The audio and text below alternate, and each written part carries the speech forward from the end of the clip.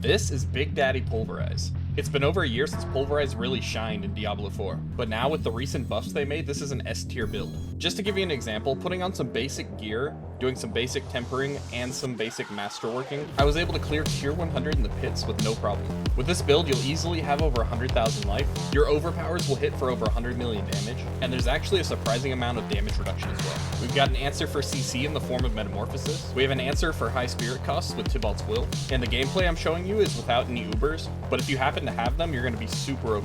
I'm moving to Korea in 20 days and I don't have a lot of time to post, so if you like my videos, make sure you like and comment, and don't forget to subscribe. By the way, I've lost 30 pounds since my last video, so let me know if you guys can see a difference. Also, let me know if you guys are interested in seeing a quick shift / resonance variation of this build, because I'm also interested in doing that. So this is an extremely easy build for you to play.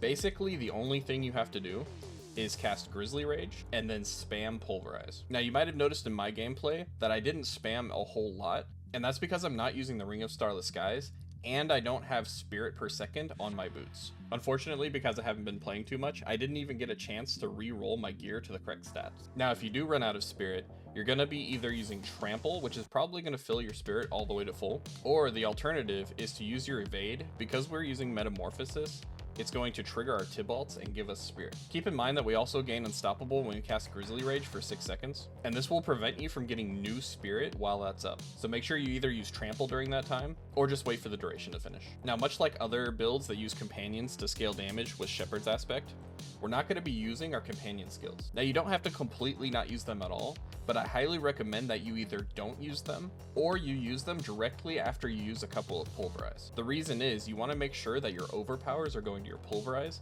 and not accidentally going to Ravens or Wolves. For our Spirit Boons, we're going with the standard Wariness, Iron Feather, Avian Wrath, we're using Calamity to extend that Grizzly Rage duration, and we're using Obsidian Slam to get more overpowers. There could be an argument made to use Masochistic in order to get more healing, but in general, I think Obsidian Slam is definitely the way to go. The more overpowers we get, the better we're going to be clearing. And even on bosses, when they summon adds, it only takes 10 kills to get an extra overpower. Here's my preferred setup for the gear, but I actually use other stuff besides these because I don't have Ubers. So for Harlequin Crest, I was using Godslayer in my video, but I highly recommend the Harlequin. And for the ring, I was using Changeling's Dead to help with boss damage, but I definitely recommend Ring of Starless Sky by far. For the chest piece, using Insatiable Fury, you can use Ursine Horror for the gloves, Tybalt's Will for the pants, Aspect of Metamorphosis for the boots, and you're going to want the 3 dashes or attacks reduce cooldown of your evade. And if you optimize your spirit really well, the attacks reduce cooldown is going to be far superior. But in my case, the 3 dashes is actually better because I don't have good spirit management yet. For a weapon, we're using Shockwave. For our amulet, we're using Shepherd's Aspect. And then for our ring, we're using the Rampaging Werebeast. Now make sure you click on the link below my video and go to Mobalytics. And if you want to see the detailed stat breakdown, you're going to click on the Gear Stats tab here and scroll through. I made sure to include information on what is most important because there's a lot of different combinations that you can do and still have a functional build. So basically you're just stacking maximum life, willpower, overpower damage, that can be Werebear or Earth overpower damage, critical strike chance, and that can also be Earth critical strike chance on your tempers, movement speed, and some attack speed and critical strike damage are okay to have too. But you want to make sure that you're getting your primary stats as much as possible. Especially critical strike chance, it always feels really bad when you don't get the crit on your overpowers. Now, I still recommend Envenom on the amulet. We don't apply very much poison, but our poison creeper is enough to keep bosses poisoned most of the time. On top of that, if you really want to, you can use the active of poison creeper whenever you're between ultimates, and that can poison an AoE group of enemies. Another option is you could potentially use Endariel's Visage on your hat, but you'd have to see how it feels versus the Shaco. I do want to point out though, I have 1 offensive damage to crowd controlled enemies on my gloves. You do need at least that 1 stat on one of your pieces in order to hit your bonus on Earth and Devastation. Other than that and the Grizzly Rage duration, you're basically free to do whatever you want with your stats as long as they fall within those categories. And of course, ranks to Pulverize is very nice. For our gems, we're going with Ruby on the weapon and the armor. And we're going to go with diamonds on the jewelry. Now in the skill tree, you'll notice I put 3 points into the all resist passive. For me personally, that's where I went to in order to be able to put 1 skull on my accessories. But once you get your Insatiable Fury masterworked, you're not going to actually need the additional armor. So you could pull that extra point in the skill tree out of there and put it somewhere else. For the skill tree, we're going to drop a couple points into a basic skill. It doesn't matter because we're not actually using it in the build. Then we're going to move down and we're going to get max wild impulses, max pulverize, and we're going to get primal pulverize. You could go with Raging Pulverize, but it's up to you whether you prefer the stun or you prefer the damage reduction. You don't really need the damage reduction up to a certain point, because this build feels really tanky. So you might want to go for the stun if you're trying to get some extra CC on bosses or something like that.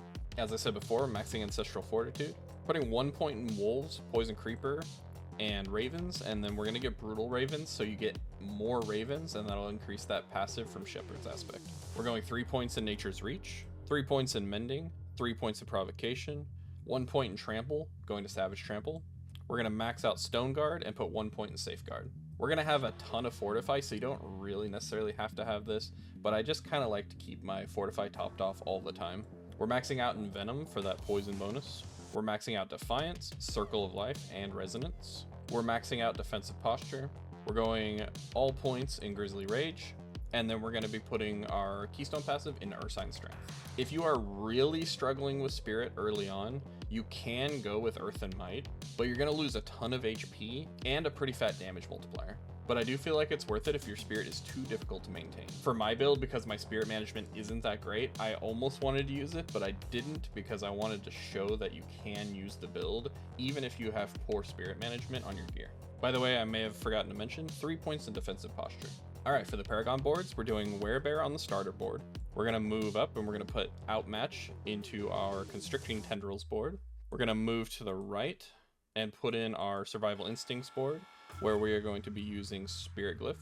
Then we're moving down, we're attaching the Ancestral Guidance board, and here we're using the Dominate Glyph. Moving to the right here, we're going to be attaching the Inner Beast board, and here we're going to be putting Undaunted. Finally, moving up from here, we're attaching Earth and Devastation, and on this board we're putting Earth and Sky. Here's what the overview looks like. And the only things I really should mention here is that there are a few random points, whether it be the damage to crowd controlled enemies here, or the damage to crowd controlled enemies here, or the resistance here. There's a few different points that you could pull out if you happen to not need those. For example, Earth and Devastation maxes out at a 40% multiplier. If you have 40% here, you can try taking one of these nodes out and see if it stays at 40%. If your gear is optimized, you likely won't be using any of these three. Also, one more thing, for me, I didn't have Harlequin Crest, so I didn't get any of the bonuses for the rare nodes on my Earth and Devastation board, but I hit every single other bonus, even without the Harlequin Crest. If you have Harlequin Crest, you should definitely be able to hit all of the bonuses in Earth and Devastation as well. But if you're close and you're not quite hitting it, don't forget that you can always go back to other spots on your board and move some willpower over to either dexterity or intelligence. All right, guys, thank you so much for watching the video. This is going to be probably my last video before I move to Korea, and it's going to be a little hectic for a bit, but I am super excited about the expansion coming out soon and season 5 and all that fun stuff. So I'm going to be here, or I guess in Korea, and I'm going to be making content for you guys for season 5 and for the expansion and all that fun stuff. Feel free to comment below and let me know if there is anything else this season that you're looking forward to. I've tried to hit a lot of the main stuff, and sometimes I'm updating my written guides and not actually making videos for them. So make sure you guys go to my Mobalytics link underneath the video, and you can click on my profile and check out all my different builds. But again, thanks for watching, and I'll see you guys in my next video. Daddy Druid out.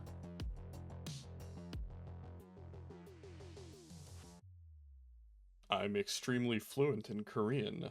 Annyeonghaseyo.